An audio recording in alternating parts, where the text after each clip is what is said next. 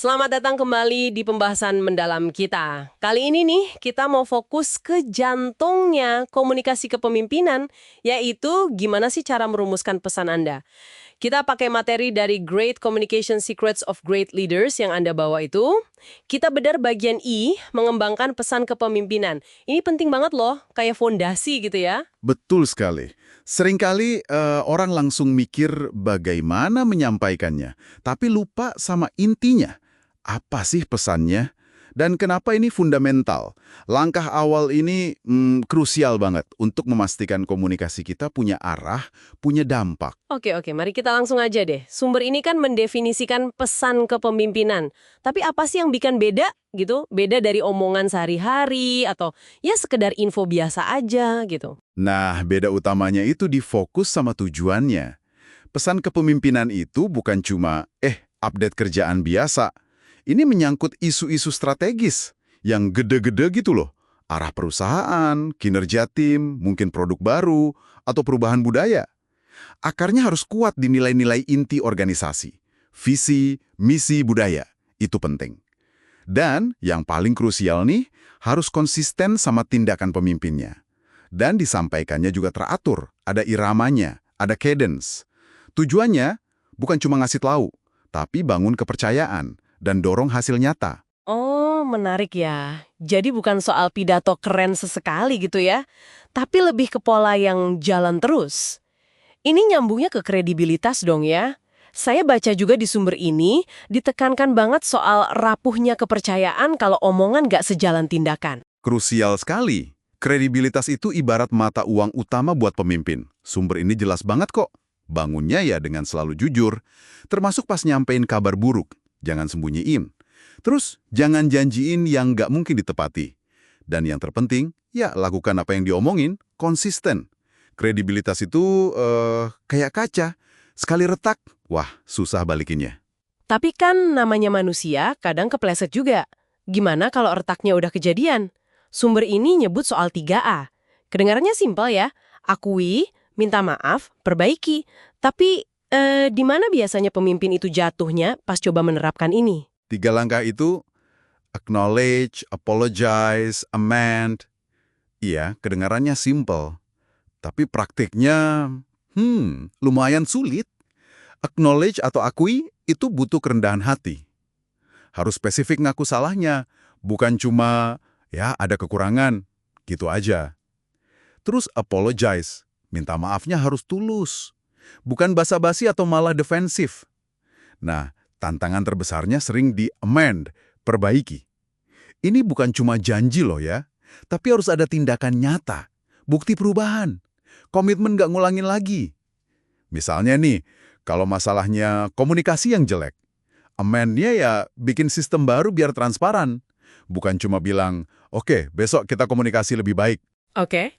Tanpa bukti perbaikan itu, 2 langkah pertama jadi kayak kosong aja gitu. Paham. Jadi, tahu jebakannya di mana itu penting ya. Nah, kita geser dikit ke perancangan pesannya sendiri. Sumber ini bilang kita perlu kenal siapa diri kita sebagai komunikator. Ada 4 gaya disebut. Ahli, visioner, pelatih, pengubah. Apa ini artinya kita mesti pilih satu gaya aja, terus patok di situ, kaku dong? Bukan kaku sih. Lebih ke mengenali mana kecenderungan alami kita, itu dulu.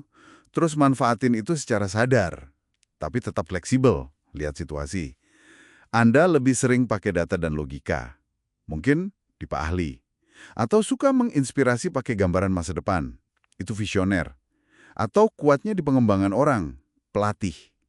Atau jago meyakinkan dan dorong perubahan. Nah, itu pengubah. Mengenali gaya dominan itu bantu pesan kita jadi otentik, jadi kita banget gitu. Tapi, ya itu, pemimpin hebat bisa adaptasi. Misalnya, seorang visioner mungkin perlu sesekali pakai gaya ahli pas nyampein data kinerja yang katakanlah kurang bagus, biar tetap kredibel. Jadi, tahu siapa Anda dan mengapa Anda bicara. Mau jelasin, mau jual ide, mau atasin keberatan. Itu bikin pesan jadi lebih, nusuk gitu, lebih efektif. Ngomongin soal bikin pesan lebih efektif, ada model 4 ini yang disebut inform, involve, ignite, invite. Ini kok rasanya kayak siklus ya, bukan cuma daftar centang gitu. Apa sih kekuatan utamanya pendekatan ini? Betul. Kekuatannya memang di keberlanjutannya. Inform, memberitahu, itu dasarnya lah ya. Kasih info penting, baik burut, jelas tepat waktu. Tapi banyak pemimpin, mandek di situ aja. Nah, involve, melibatkan. Itu langkah berikutnya. Ajak audiensnya masuk, minta masukan mereka, bikin mereka ngerasa jadi bagian solusi. Terus, ignite, nyalakan semangatnya. Pakai cerita, visi, gambaran kemungkinan, biar mereka antusias. Imajinasinya kebangkit gitu soal masa depan. Dan terakhir, invite, mengajak, kasih panggilan bertindak yang jelas. Ayo partisipasi aktif. Siklus ini kalau diulang-ulang terus, itu bangun momentum dan hubungan yang kuat loh. Ini nunjukin kalau Anda hargai kontribusi dan aspirasi mereka, bukan cuma minta nurut. Ada perencanaan yang lumayan serius di baliknya, bahkan sebelum kita ngomong sepatah kata pun. Tentu saja, harus ada persiapan matang kalau mau pesannya efektif. Siapa sih audiens Anda? Apa yang udah mereka tahu? Apa harapan atau mungkin kekhawatiran mereka? Gimana caranya bikin pesan ini relevan buat mereka? Terus pilih salurannya. Perlu ketemu langsung buat diskusi. Cukup email atau platform internal, atau mungkin perlu video biar lebih ngena. Dan jangan lupa mikirin umpan baliknya. Gimana caranya kita tahu pesan kita nyampe dan dipahami benar? Gimana kita dengar respon mereka? Perencanaan ini penting biar pesan nggak cuma kelempar, tapi benar-benar nyampe dan bisa menggerakkan. Jadi kalau kita rangkum nih buat Anda yang lagi dengerin, merancang pesan kepemimpinan itu ya jauh lebih dalam dari sekedar milih kata-kata keren. Ini proses strategis. Betul. Intinya sih kesadaran diri ya, siapa kita sebagai komunikator. Terus kejelasan tujuan, kenapa kita ngomong. Pemahaman nilai inti kita, apa sih yang kita perjuangkan. Dan yang paling penting, gimana bangun jembatan kepercayaan. Lewat apa? Ya lewat jujur, konsisten antara omongan dan tindakan, sama pesan yang bermakna dan relevan buat audiens Anda.